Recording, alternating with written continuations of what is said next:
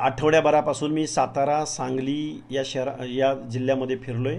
काल मी बीड जिल्ह्यातल्या शिरूर कासार तालुक्यात फिरलोय। आज मी गेवराई तालुक्यामध्ये जातोय। उद्या मी परभणी जिल्ह्यातल्या गंगाखेड वगैरे परिसरात जातोय। परवा नांदेडला जातोय, लातूरला जातोय आणि मी ओबीसी बांधवांच्या काय प्रतिक्रिया आहेत, काय म्हणणं आहे हे जाणून घेतोय। पण येऊ घातलेल्या काही दिवसामध्ये हे बघा, जरांगे मुंबईला चाललाय म्हणून काउंटर आंदोलन आम्ही देणार नाही आहोत। आम्ही महाराष्ट्रातल्या आमच्या ओबीसी बांधवांना एकत्र करण्याचा प्रयत्न निश्चित करू। जर जरांगेच्या झुंडशाहीला बळी पडून जर इथल्या शासनानं काही वेडावाकडा निर्णय घेण्याचा प्रयत्न केला तर त्याला प्रत्युत्तर इथला ओबीसी देईल।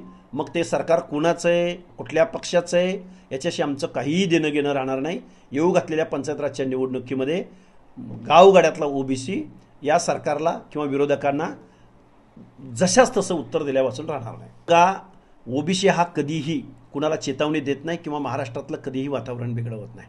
महाराष्ट्राचं वातावरण बिघडवलं कुणी, बेकायदा मागण्या केल्या कुणी, घेईन तर ओबीसीमधूनच घेईन, ओबीसीच्या नेत्यांना टार्गेट केलं कुणी, ओबीसींची घरदारं जाळली कुणी, ओबीसींच्या लोकांवर हल्ले केले कुणी, मग आता 29ला मुंबईत जाऊन मुंबईची जाळपोळ करायची आहे का यांना? गुप्तचर विभागाला, मुंबईच्या महाराष्ट्राच्या गृह विभागाला माझं सांगणं आहे की तुमच्याकडं गुप्तचर विभागाचा रिपोर्ट असेलच।